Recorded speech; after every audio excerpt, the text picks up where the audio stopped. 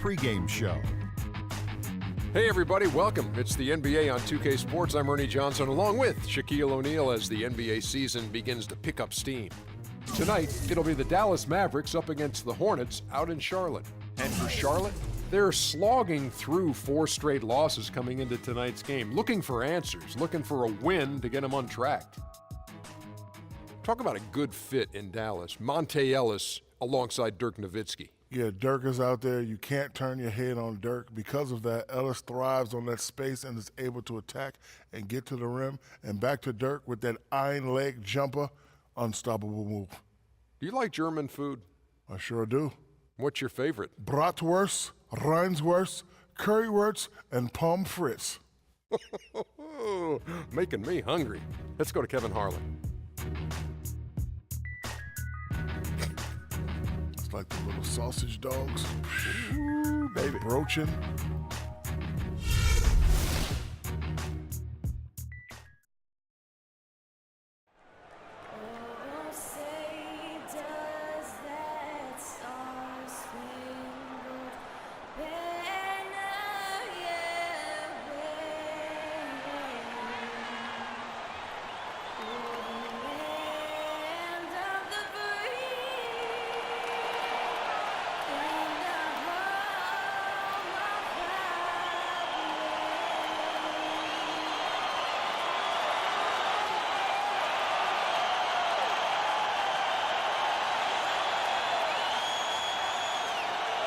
And welcome everyone to another presentation of the NBA on 2K Sports.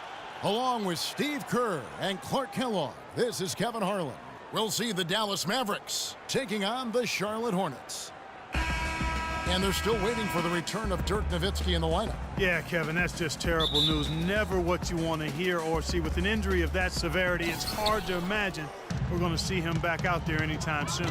Man, the reality in the NBA, Clark, is you just have to move on. There's no time for sentiment. You just have to understand what the situation is and push forward. Get your rotation set and try to figure out who's going to play where and when, and start making your plans now. Now we'll look at Dallas's starting lineup. We've got Ellis. Chandler out there with Chandler Parsons. Then there's Al Farouk Aminu, and it's Harris in at the point guard. Kemba Walker, quick, got a great handle on the ball. He's a blur in transition. And what I like about him is always looking to push the tempo for easy baskets. And he's tough, not afraid of the moment. Walker against Ellis, just 5 to shoot. And you can count it, he'll go to the line with a chance to make it 3. And he will take the ball right into the teeth of the defense.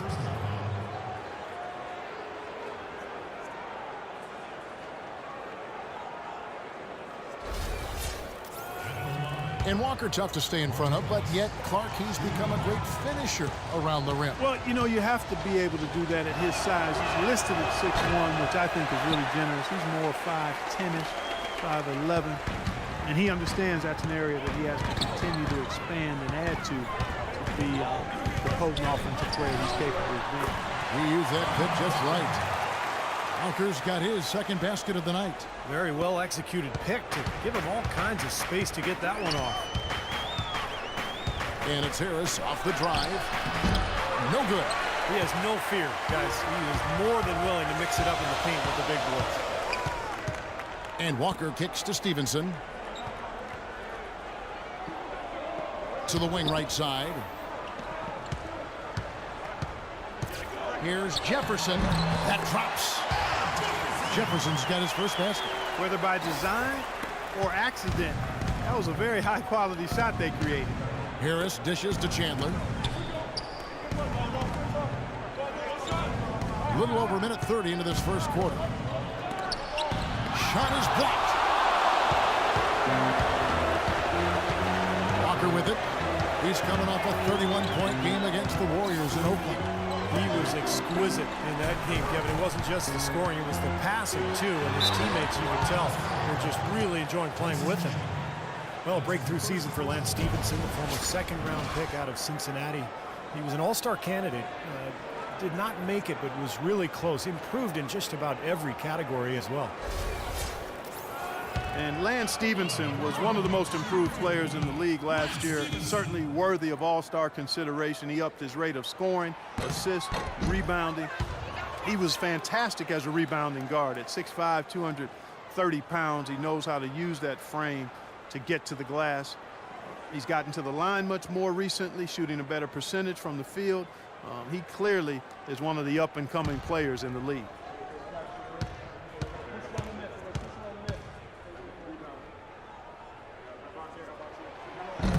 He hits the second from the line.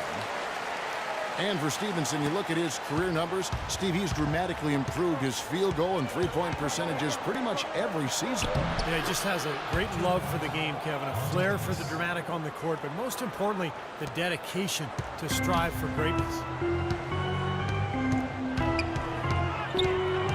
Now here's Walker, averaging 22 points a game. And the pass to Williams. Stevenson right side.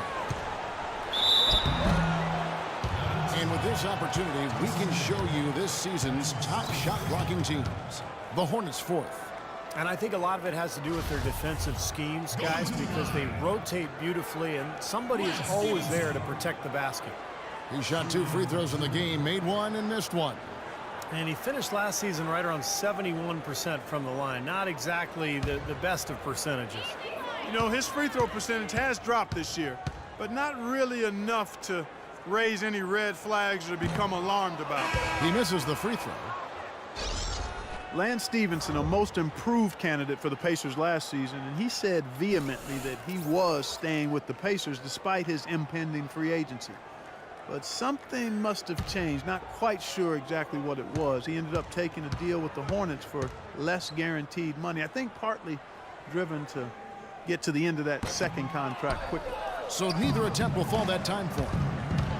A big part of last year's turnaround in Charlotte was the team's ability to get the close game wins. I mean, they did that in this building, and typically they just found a way to stay at it and never give up. Back to Walker. Jefferson setting the pick for Walker. There's the dish to Stevenson. The shot's good on the assist by Walker. And they're nearly perfect from the floor early on. 4 of their first 5 shots they've drained. Mavericks trail by 6. And for Charlotte, guys, you know, a lot of their 25 home wins were very close games, but they fought it out. Yeah, if you actually look at their point differential at home, you wouldn't think they were very good in this building, but they came up clutch and won a lot of close games down the stretch last year.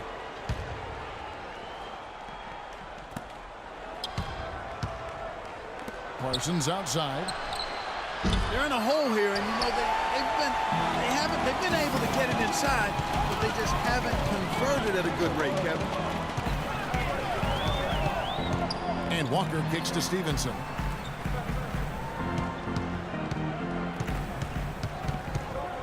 Six to shoot. Outside, Kid Gilchrist. Off target with his 3. The Mavericks have gone 2 of 6 from the field. To the middle. Ellis with it. Now guarded by Stevenson. The slam dunk by Aminu.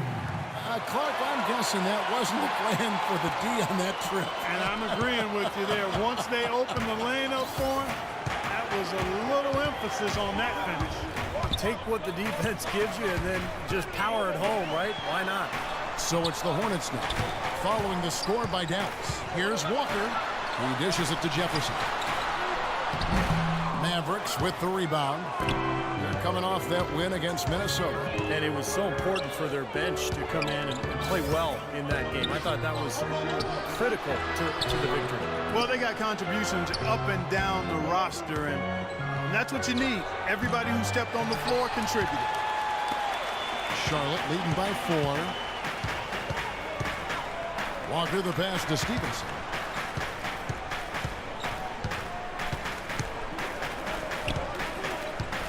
Pass to Kid Gilchrist.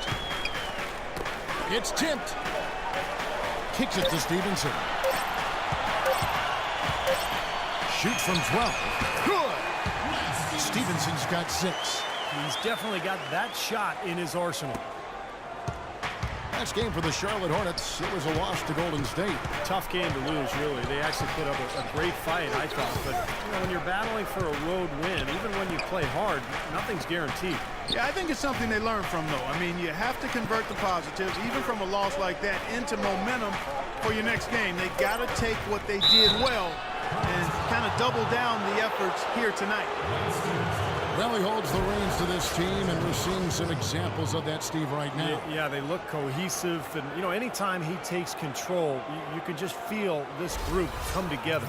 Yeah, it's priceless when you have a guy who sets the example he does and then backs it up with timely communication as well as consistent performance. And that one falls for Monte Ellis. Well, Monte Ellis put in a great position to succeed in Dallas, certainly, with the players he had around him. Rick Carlisle, the coach. They set the high pick for him on the left side, so Steve, he can drive to his right. Shows you what a great coach can do, Kevin. You just put players in positions to succeed and alongside players who can complement him. It just seemed like the perfect fit for Ellis, and he took advantage of it. And so Monte Ellis nails both of them. And Monte, a force off the dribble last season. He led the league in drives to the rim, points off the drive, and team points created when you conclude his assist number. Again, the Mavs are playing to his strengths and reaping the benefits. This guy has always been one of the very best at attacking the goal, and I think as he's matured in his career, the fit in Dallas has been good, and I think he's grown in efficiency along with that lethal way that he attacks the rim. And Ellis, the leading assist man and second leading scorer on one of the league's 3 best offenses. He's quickly shedding the criticisms of being an inefficient gunner.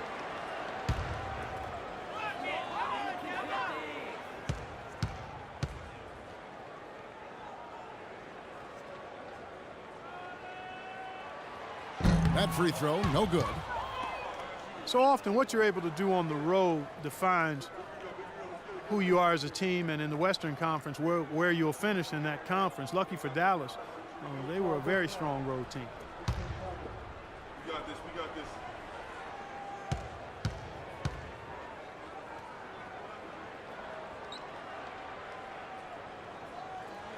And he sinks the second. Dallas with 23 road wins, as you said, and that seemed to be the difference for them getting back to the playoff picture and driving the Spurs all the way to 7 games in round 1. And it's Harris off the drive. Kemba Walker comes up with the loose ball. Walker's got his 3rd rebound tonight.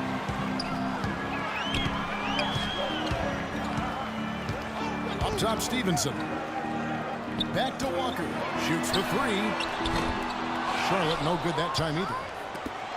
Well, Clark, you look at why the Mavs are so good on the road. They just weren't affected by the change in venue. Yeah, they were top 3 in shooting as a road team right behind the Heat and the Spurs. Unfazed by being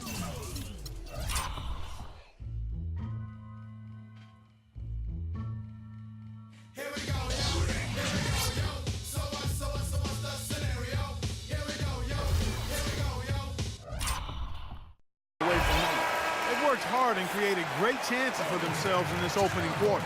Well, if they can match that effort at the defensive end, look out. Mavericks trailed by 7. Wright with a screen on Walker. Wright outside. Parsons outside. Lets it go from the wing. And it's off the back rim. No good. Well, I think he kind of alligator armed that one. Short stroked it. After doing a nice job to get open, he didn't finish the shot. And it's Walker penetrating at the elbow. Williams.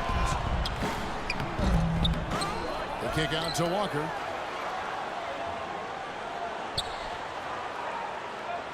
Jefferson setting the pick for Walker. In the corner, it's Kid Gilchrist.